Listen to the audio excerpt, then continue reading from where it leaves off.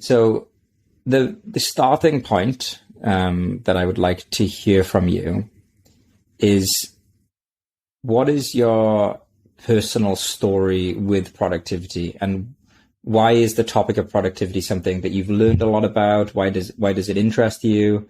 Why are you motivated to talk about productivity to other people in a way that can enrich their lives and sort of stop them from making mistakes and things like that? Yeah, absolutely. I think largely the seed of my interest, exposure, and exploration of the space was almost born. It was born both of interest and then perhaps necessity. Interest in the sense of when I was going through school, I mean, there was a lot I wanted to do both in and out of class. And there was also a lot that I was interested in.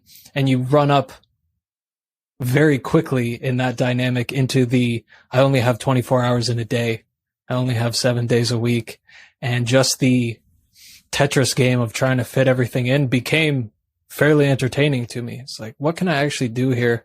And yeah, I mean, some of it was literally getting work done, and some of it was, I just want to read a lot from people that I care about. I want to be able to go out with friends, and actually just mixing and matching all of that became a fairly fun puzzle for me to work on. It then, there were two parts to the necessity of it. One necessity was just coming out of school and towards the end of university. I started having a fair amount of struggle, just personal struggle. I started getting really stressed. I started losing kind of natural desire to show up in workspaces. And yet I still wanted to be functional. I still wanted to show up for work and school and all of it. And so then it was like, how can I actually keep a level of output that is functional and useful while coming up against challenges? And so there was a big focus on essentially output per hour. Like, how much could I actually get done when I had the true motivation, energy, and desire to get it done? Because it wasn't guaranteed in the future. You know, maybe in a few hours could have had a shift. Maybe there was just a wave of days, weeks, or months where it was like, I don't feel like doing a lot. So there was the first necessity was born out of, I'm not sure when my next wave of healthy output is going to come. So let's see how much I can actually get done right here, right now. Coming out of school, I gravitated and jumped straight into startups, like small teams, really building something. And again, that came largely from necessity, because no one is looking out for you in those worlds, right? Like it's quite literally the David Goliath, like you against the world. Like, if you do not make this happen, it is not going to happen. And given that you're often a small team, a lot of stuff falls on you. A lot of work isn't just something that you can contract out. It's not something that you can kind of send down the line. It's like, if I don't do this, it's not going to get done. And pairing that with, particularly when you are a small team, you're wearing potentially several different hats, right? You can have a major corporation where they have PR, marketing, design, engineering. They have more departments than some companies have headcount entirely. And yeah, I mean, it was an exciting space. I really loved it. I really thrived in that, like, the energy of that space, but it was also just born of necessity of like doing multiple roles worth of work, in a time where, yeah, you had to ship fast. So it was just, again, born of a need, a desire, and a question of, how can I actually increase the amount of stuff that I can ship out at a level of quality that I'm also proud of, right? I didn't just want to ship garbage out into the world. But it largely came from that. It largely came from that question and that exploration. And then, yeah, from that point, I've kind of withdrawn and transitioned or grown away from the startup world, but the principles apply regardless of what you're doing. You can be an artist, you can be painting, you can be writing, you can be in a traditional corporate role. Like the fundamentals and the principles still apply broadly. And that's why I'm always happy to talk about them with people. Going back to before you discovered productivity tips and, books on productivity, some people, when they discover productivity, they're already quite organized. They're the type of person to have like checklists on a piece of paper and use Post-it notes. And then they discover the world of productivity. They're like, oh, this is great. This really resonates. I'm exactly like this, but now I have better tips. You have other types of people, which is more like myself, where we're more like messy, chaotic, and we kind of need productivity to kind of help structure us and ground us and give us more scaffolding for our creativity. What kind of person were you when it came to work and output before you discovered the world of productivity? I'm just trying to imagine a younger EB. I guess the way I would say it is almost a reluctant type A. Yeah. And like type A being the kind of organized, structured go-getter. Reluctant in the sense of I didn't exactly appreciate that identity in myself. There was kind of a split between two EBs, which was the person that I was almost by action or by what could be evidenced, and the person that I almost saw myself to be or wanted to be. But yeah, I was definitely coming, I definitely showed up into this space with a level and familiarity with general structure, due date, project management, I guess chops. Like, I guess a small piece of context is I started going to regional programs in middle school and high school, which was basically a program you'd have to apply to, and it was business and tech focused. And so we actually had, just as part of some of those programs, like we were, not quite forced, but part of our programming was like keeping a weekly log or agenda, and you'd actually get it like checked by the teacher. And so I was definitely used to weekly reflections, planning out projects, keeping an agenda. So there was a level of embodiment that was already there.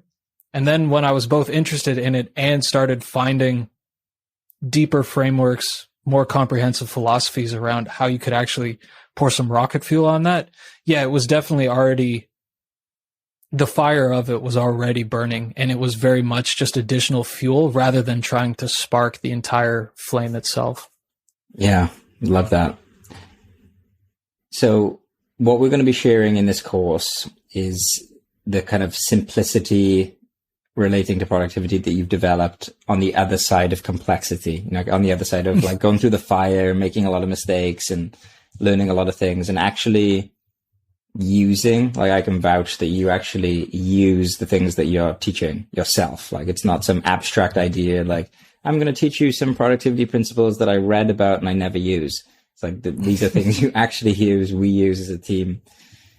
But let's be real, because we don't want to just paint productivity as being this, perfect thing that is always good in all instances. There are certain traps and certain problems with productivity. It's recently been called like the toxic productivity movement. You've talked about it in terms of the cult of busyness.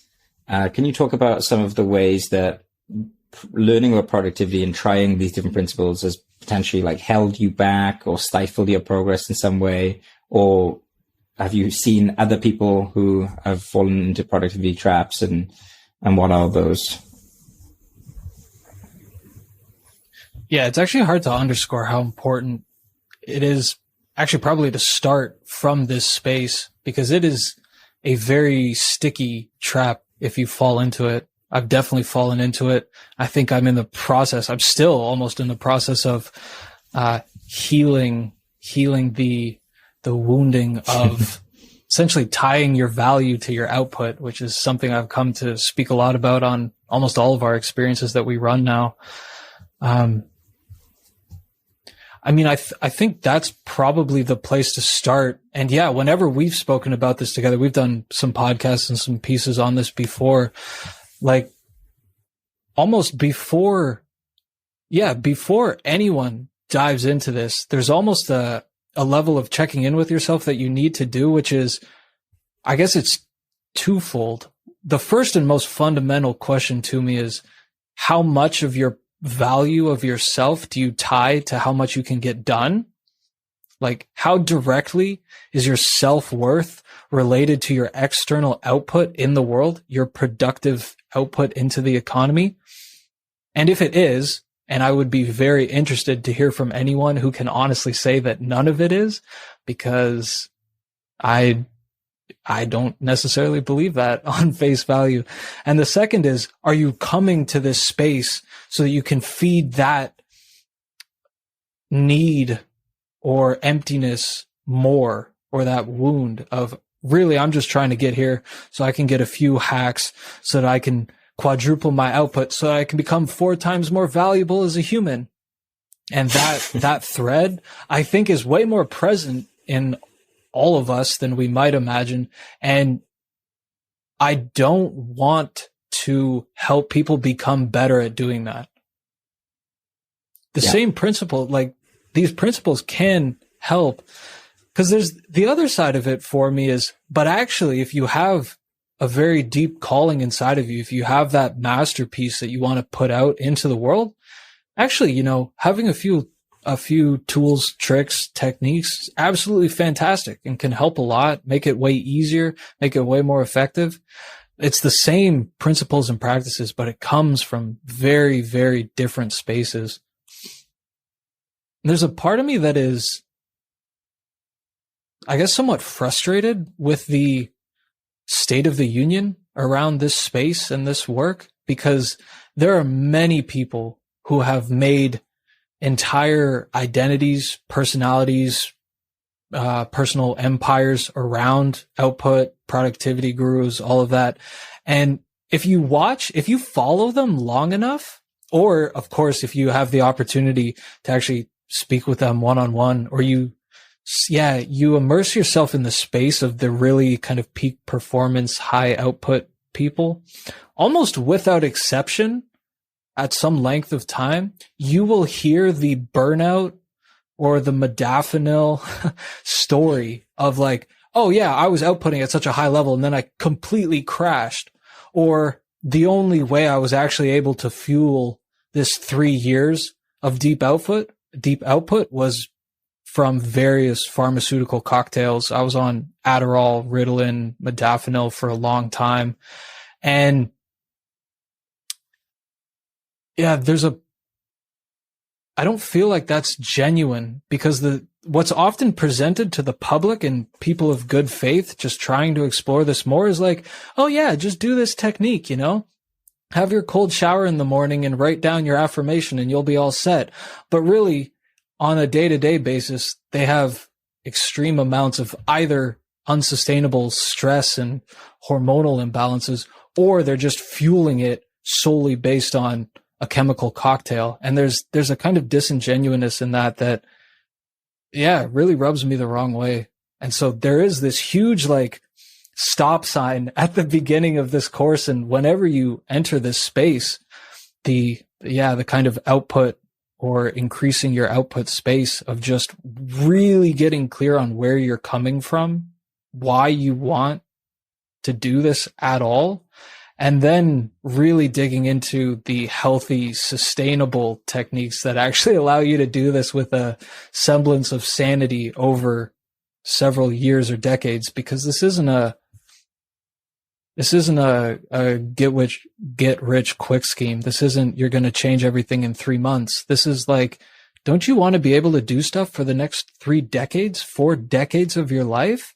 You're not going to do that if you burn yourself out.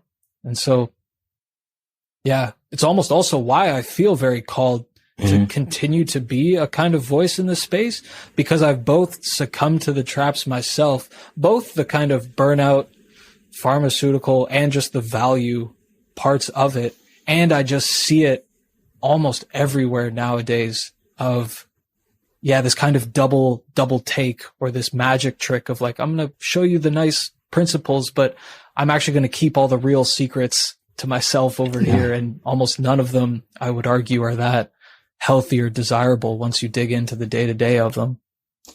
The selling point of increased output is tantalizing, because when people are selling you the ability to do like 5 times as much for the time that you have, they're essentially selling you more time, right? Which is one of the most precious things you can have.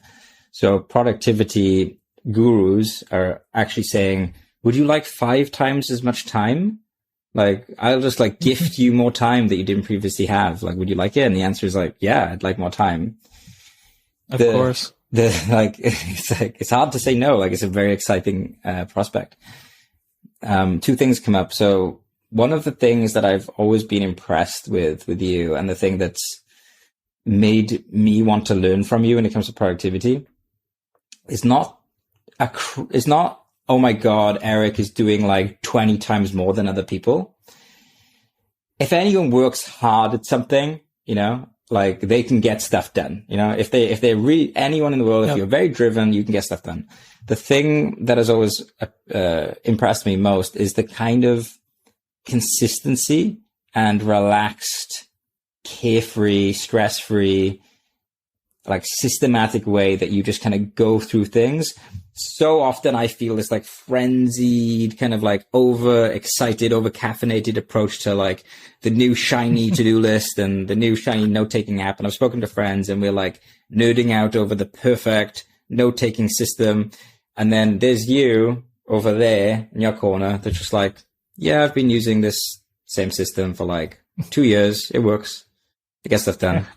It's like, but don't you want to like try the new app? And it's like, no, don't need to. Like, I've got my system. And that is like, that's where we need to get to. Like, cause for mental health, that's where we want to be. Like, because yeah, I sometimes like one of the traps of productivity I would like to hear your input on is the idea of almost like turning productivity more into a hobby about productivity than into something about getting stuff done. Like, you know, nerding out about note-taking apps and to-do lists as opposed to actually doing work, you know.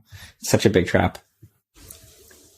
Yeah, I think you pointed to 2 actually really fundamental traps as well. Once someone has like waded into the waters of this space, the biggest one, and again, this is the thing that's always presented but never really spoken about, which is, okay, let's say you can get all of your week's worth of work done in half the time, and you now have half the week left. The thing you will almost never do is not work. You will simply take on double the amount that you were previously doing and all the associated stress, responsibility, requirements, expectations that come with them.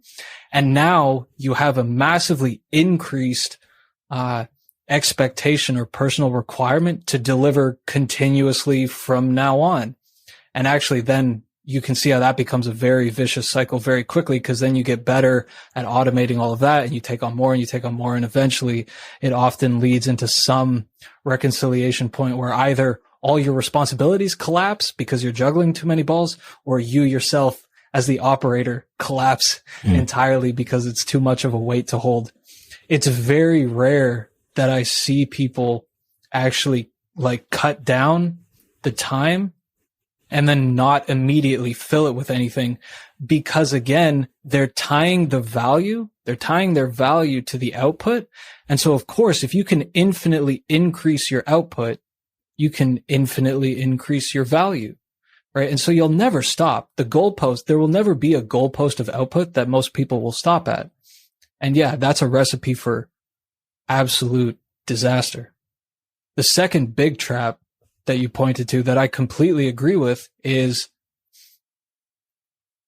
the technicality of productivity. The apps and the systems and the tools can become a distraction from the actual work. That's a really big one too.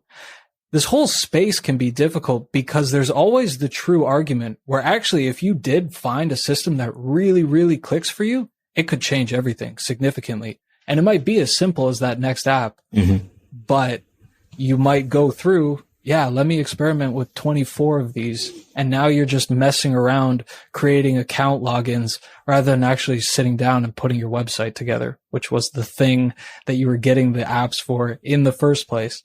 A very fine line there, but I do think, and again, like all of this is always said under the recognition of I've definitely done it. I've definitely done the 6 apps at the same time, like testing them out, seeing which one works differently, and then getting to the end of the week and being like, okay, I got a whole bunch of apps and I didn't cross a single thing off of any of them. Like I didn't actually do any of the work that I was trying to do. And that is a very, those two are actually extremely fundamental traps where your output can increase infinitely and you can use the illusion of productivity as a distraction from actually being productive. Yeah, if you say you work so efficiently, you have half of the week left. Like, so, okay, you decide to like chill out for half the week. You're going to start having thoughts like, imagine if I was like 10 times more productive. What if I used this time off to do a bit more work? Like, why wouldn't you, like, you're like, what would happen then? It's a vicious cycle. One thing I like to think about whenever there's a debate about the perfect app is how there have been true masters, like Michelangelo, Beethoven, Einstein, like all of these great masters, many, many great masters that did incredible things without the newest piece of tech or like the newest laptop. And it comes back to, yes, these apps are like great for augmenting your mind, but it's ultimately your mind and your attitude and your approach that drives things home. Easy to forget though. Oh, absolutely. Yeah. Got to invoke, one of our colleagues, Mike Slavin here, because he's surfaced a term for us that I absolutely love, which is productivity dysmorphia, right? Dysmorphia coming from the kind of body image space. And yeah, we have such a collective, culturally warped, I think, expectation of healthy, sustainable, aligned output. That is really, it's not serving anyone. Cause then you just get a culture, essentially a global work culture of, cheap tricks and hacks, and the actual quality of everything just diminishes because it's being cobbled together instead of, to your point, like, there are very few masterpieces being created. There's just a lot of trash being made now. And it's because of just this hack. It's like, creating one masterpiece is still just creating one thing. And if your value increases when you create 100, you're going to find whatever you need to do to make 100. And if that's like 100 really bad 200-word blog posts, like, okay, instead of writing your magnum opus, and yeah, the other one, those are great examples. The other one I love as well is, we got people to the moon without a task manager, right? Like it's just fundamentally not necessary.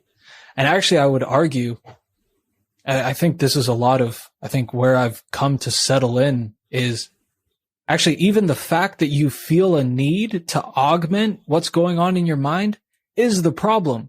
What you should be focusing on is radically simplifying what is going on in your mind, like relentlessly, mercilessly cutting things down to what is the single thing that is the highest leverage move? What is the thing that is most important to me? And how can I tailor day, time, and energy levels in service of that? Like if you feel like you need to juggle 100 balls, the question, at least in my opinion, shouldn't be, how can I find the tools that let me juggle 100 balls? It should be, how can I let go of 98 of them? Like you're just doing too much. And as a result, the quality of all of them suffers. Yeah, that's a great way of thinking about it. I want to, before we move on to a discussion on motivation, I think it's important to raise here is habit tracking.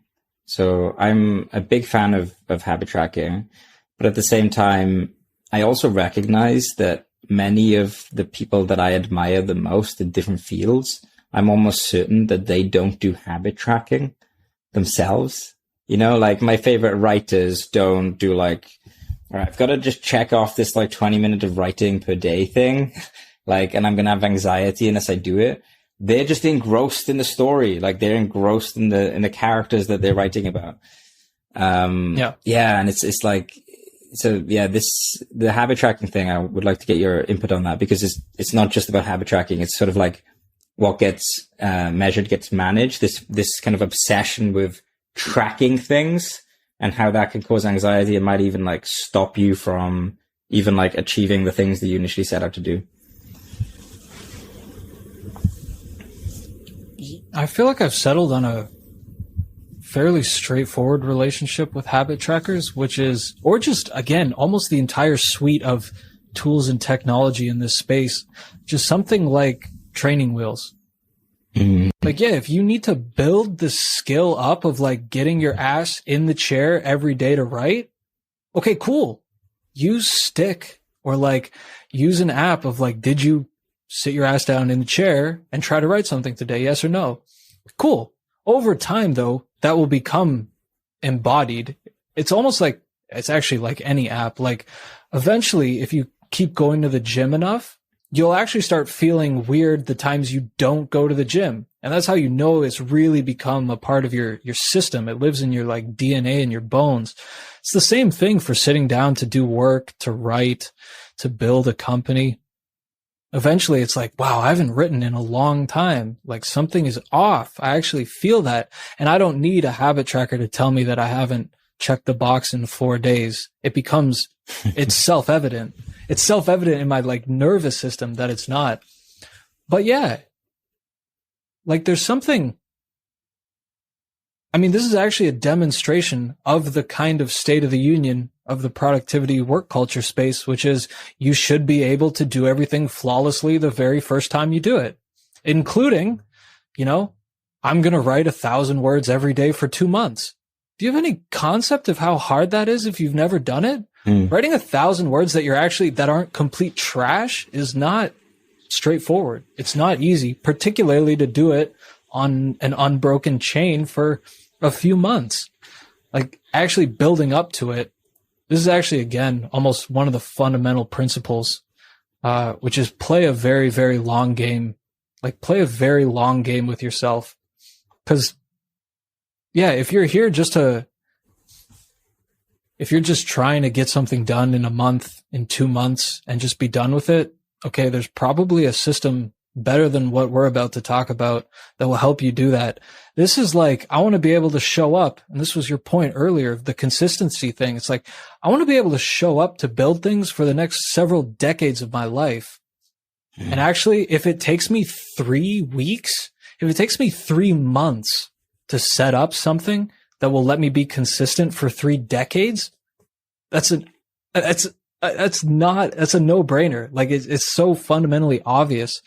But yeah, habit tracker might be an exact example of something that can help you set up a system or a technique or just a way of being that will endure over long periods of time. But it's not the end goal. Your unbroken streak on whatever app you have is not the goal. It's doing whatever you're using it to do. And it is probably more than we'd like to admit, very easy to get sucked into, well, okay, my focus now is just, did I check the thing off? It almost doesn't matter the quality or the excitement I got from doing the thing. Did I check the box today? And yeah, that's sneaky, but it can also be an invaluable tool. But yeah, it's like training wheels. Eventually you don't need them. Yeah, I really like that. There's some irony as well with people getting upset about their meditation streak being broken. It's like it's like developing like great insight into the nature of mind. And it's like messaging the app developer, please, can you put my streak back? I didn't really miss meditation yesterday. It's like, okay, something is amiss there. So in the resources for this section on toxic productivity, something that I'd love to see from you and I'd like to work on is ways of identifying how I'm tying my value to my output. Yeah. And also maybe some ways of sort of like letting go of that. So I'm sure you're going to have some good reflections for me in that. But yeah, I'm looking forward to that.